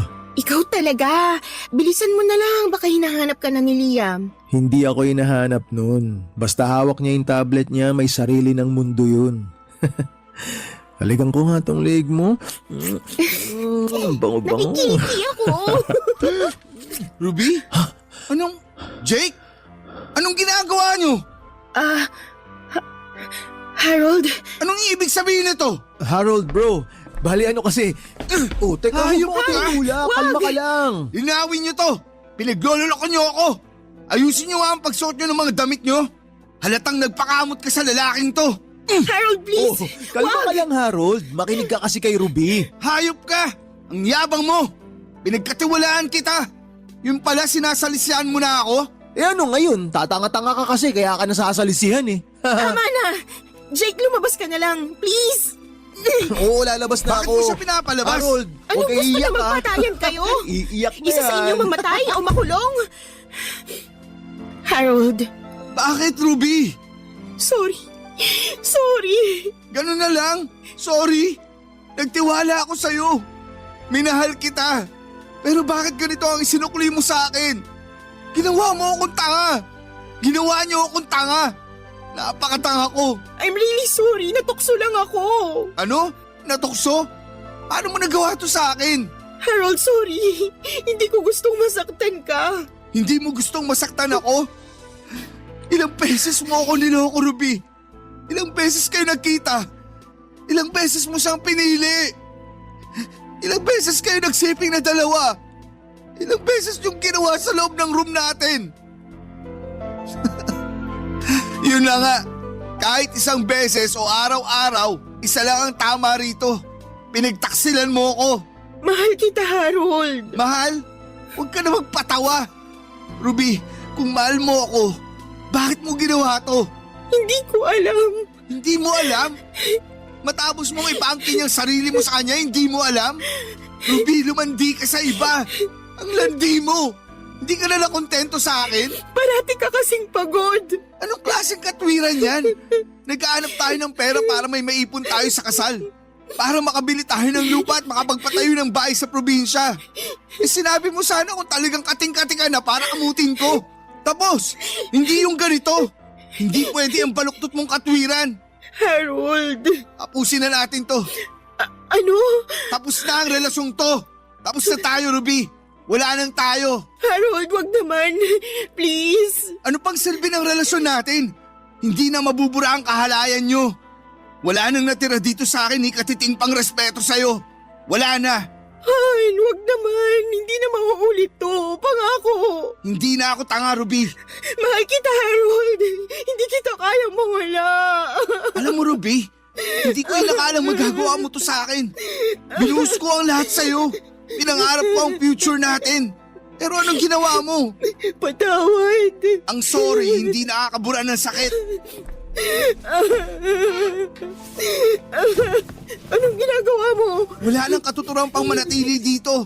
Aalis na ako. At baka makapatay pa ako ng tao. Magiging kriminal pa ako. Habang may natitira pa akong pagmamahal sa sarili ko, aalis na ako. Iiwan na kita. Huwag mo ko iwan, Harold, please. Gagawin ko lahat. Ipapakita ko sa'yo, mahal kita. Lumipat tayo sa ibang tirahan. Kahit anong gawin mo, hindi na mabubuo ulit ang tiwala ko sa'yo. Harold! Paalam, Ruby. Papa Dudut, hindi ko alam kung ano ang gagawin ko. Pakiramdam ko ay parang bumagsak ang mundo ko sa bigat ng kasalanang nagawa ko. Wala akong mapagsabihan, wala akong matakbuhan at hindi ko alam kung paano ako magsisimula ulit matapos ang lahat ng ito. Nagkasala ako kay Harold, mahal niya ako at alam kong hindi niya kailanman inisip na magagawa ko ito sa kanya. Pinagtaksilan ko siya. Sinaktan ko siya sa parang hindi niya kailanman inakala. Napaulit-ulit akong nagpagamit sa ibang lalaki. Napakasakit isipin na ako mismo ang sumira sa tiwala niya, ang bumitaw sa pangakong dapat ay ako mismo ang nag-iingat. At hindi lang si Harold ang nasaktan ko, pati na rin ang asawa ni Jake. Isang pamilyang buo ang nadungisan dahil sa akin. Kung talagang may respeto ako sa pagkatao ko ay hindi ko kinagat ang mga paramdam ni Jake.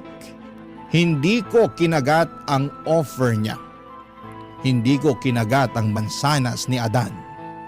Alam kong hindi ko maaaring gawing palusot ang nararamdaman ko ng mga panahong yon at hindi ko maaaring sabihin na nadala lamang ako o hindi ko sinasadya dahil ang totoo ay alam ko kung ano ang ginagawa ko. Alam ko pong mali, Papa Dudut, pero hinayaan kong lamunin ako ng tukso. Kaya hindi ko alam kung paano babawiin ang mga pagkakamaling ito. Hindi ko alam kung paano haharapin si Harold. Mas lalo kong kinakabahan sa maaring mangyari kung sakaling malaman ng asawa ni Jake ang tungkol sa amin. Siya ang tunay na biktima ng kasalanang ito at ang anak nila. At kahit na anong gawin ko ay hindi ko na mababawi ang mga nangyari. Gusto kong magtago, gusto kong burahin ang lahat ng ito pero hindi ko magawa.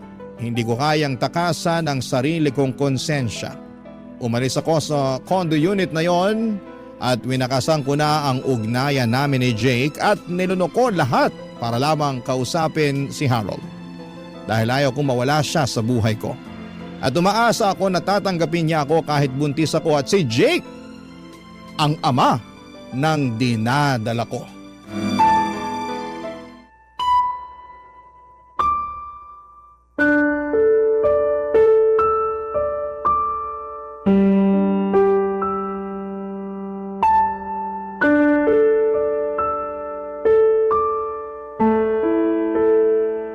Harold, mag-usap naman tayo. Pwede ba? Ano pa bang pag-uusapan natin, Ruby? Harold, patawarin mo ko. Wala nang saysay ang paghingi mo ng tawad, Ruby. Tapos na tayo. Hindi pa ba malinaw sa'yo yun? Alam kong wala akong karapatang humarap sa'yo ngayon pero sana bigyan mo ako ng pagkakataon. Pagkakataon? Matapos mo akong lokohin? Matapos mo itapon ang lahat ng pinagsamahan natin? Ano ba sa tingin mo, Ruby? Na madali akong kumbinsihin? Harold, alam ko nagkamali ako. Alam ko nasaktan kita. Nagpakagaga ako pero... Pero ano? Natukso ka lang dahil siya ang parati mo nakikita sa kondo? Dahil mas maganda ang katawan niya? Dahil ang gwapo niya? Huwag mong sabihin hindi mo sinasadya. Hindi aksidente ang pagtataksil, Ruby. Pinili mong gawin yan. Alam ko. Pero gusto kong itama ang mali ko. Mahal pa rin kita, Harold. Alam ko nasaktan kita pero sana bigyan mo pa ako ng isa pang pagkakataon. Mahal? Mahal mo ako? Pagmamahal ba ang tawag sa ginawa mo? Ruby, hindi ko na alam kung sino ka. Ang babaeng minahal ko noon, hindi niya kayang gawin to sa akin. Harold, buntis ako. Buntis? At gusto mong ako ang managot dyan? Wala ako ibang matatakbuhan. Wala ako ibang lalapitan. Ikaw lang. Ikaw lang ang meron ako. Ako lang? E di puntahan mo ang Jake mo. Kasi kung gusto mong palabasin ako ang ama, hindi tayo sure dyan. At kung ako man, hindi na rin ako babalik sa'yo. Harold, wala akong ibang gustong makasama kundi ikaw. Ruby, hindi ako tanga. Huwag mo naman akong gawing bobo. Sige na, umalis ka na. Baka ano pang magawa ako sa'yo. Harold, please naman. Hindi ko na alam ang gagawin ko. Sana naisip mo yan bago ka pumasok sa problemang yan. Pinili mo yan, Ruby. Pinili mo ipagpalit ako. Pinili mo humilata sa lalaking yun. Para kang higad na nangangate. Tapos ngayon, babalik ka sa akin dala ang bunga ng pagtataksil mo at aasa kang tatanggapin pa kita? At ang bonus, gusto mong pakuin sa akin ang batang hindi naman sa akin. Wow! Panalo ka dun ah. Ibang klase ka. Harold, please. Bitiwan mo ang kamay ko. Hindi ko to kayang itaguyod mag-isa. Wala nang ibang aako sa batang to. Hindi ko problema yan, Ruby. Hindi ko responsibilidad ang pagkakamali mo. Luluhod ako. Mahal pa rin kita, Harold. Alam mo, Ruby, kung talagang mahal mo ako, hindi mo sana ako sinaktan ng ganito. Hindi mo sana ako niloko. Harold, anong gagawin ko? Hindi ko na alam, Ruby. Basta ang alam ko lang, wala ka nang babalikan sa akin. Sige na, umalis ka na. At tama na yung pag-load mo. Hindi ako santo. Tsaka hindi ako nadadaan sa mga ganyan. Hindi mo awala ang panluloko mo sa akin. Hindi maalis-alis sa utak ko yung nakita ko. Yung nadatnan kong kayupan yung dalawa. Kaya umalis ka na. Alis! Harold! Ano pa bang gusto mo mangyari? Kakalad ka rin kita paalis dito? Yun ba ang gusto mo? Sige! Halika! Doon ka sa labas! Harold! Umayos ka! At huwag ka nang magpapakita pa sa akin! Papa Dudut, sobrang bagsak na bagsak ang pakiramdam ko ng mga oras na yon. Feeling ko ay iniwan ako ng mundo at feeling ko ay eto na ang bunga ng pagtataksil ko kay Harold. Hindi ko siya masisisi sa ginawa niya, ako naman ang may kasalanan ng lahat. Naging selfish ako at pinili ko ang mali at mas bumagsak ang mundo ko nang nalaman na ng buong pamilya ko at maging ng mga tao sa probinsya ang nangyari sa amin. Wala na po akong mukha may haharap sa kanila at hindi ko alam kung paano ko haharapin ang mga kamag-anak ko. Lalo na sina mama at papa na tiyak na nasaktan at nadismaya sa akin. Ramdam ko ang bigat ng mga matang nakatingin sa akin, mga matang puno ng panghuhusga at pagtataka at pagkadismaya. Alam kong may mali akong nagawa at hindi ko rin naman masisisi si Harold na ipagkalat ang mga nangyari. Nasaktan siya ng husto. Kaya hindi na niya napigilan ang sarili niyang maglabas ng sama ng loob.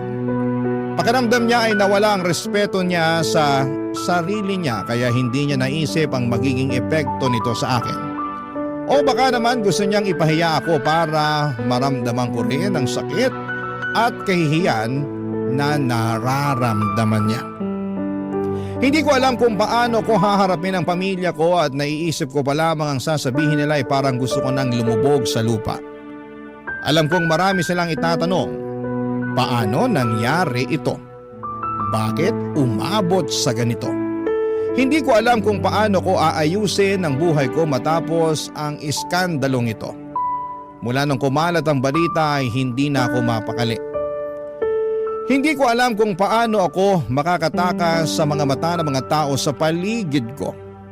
Kahit saan ako magpunta, pakiramdam ko ay may mga matang sumusunod sa akin, mga matang punong-puno ng pang-uusisa at panghuhusga. Mga bibig na puno ng panghuhusga sa akin. Kahit sa bahay na inuupahan ko sa ngayon, hindi po ako mapalagay. Kahit wala silang alam, parang nahihiya akong humarap sa mga tao. Pati na rin sa bago kong pinasukang trabaho, nahihiya ako sa nagawa ko. Wala po akong ibang masisisi kundi ang sarili ko. Alam kong may mga desisyon akong nagawang mali. Alam kong hindi ko dapat hinayaan na umabot pa sa ganito. Pero huli na ang lahat. Nangyari na ang mga nangyari. Ang tanong na lang ngayon ay paano ko ito haharapin? Paano ako babangon mula sa kahihiyang ito? At paano ko mababawi ang respeto ng mga taong minsan ang naniwala sa akin? Sobra po akong nasaktan. Lumipat sila ng ibang tirahan, Papa Dudut, sina Jake at ang kanyang anak. Hindi ko na alam kung nasaan siya. At inilipat niya rin ang kanyang anak sa ibang eskwelahan. Ayaw ni Jake na panagutan ang anak ko. Sumulat ako sa inyo, Papa Dudut, dahil nang makita ko ang anak ko ay nasabi ko sa sarili ko na kailangan kong panindigan ang nagawa ko.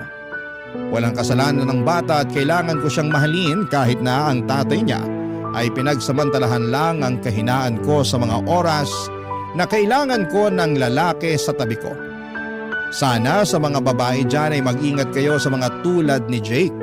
At kung may Harold na kayo ay huwag na huwag kayong gumawa ng bagay na ikakasira ng inyong relasyon at baka mauwi sa sitwasyon na pagsisisihan ninyo habang buhay.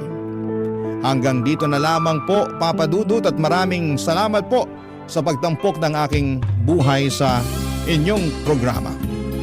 Ang inyong forever kapuso at kabarangay, Ruby.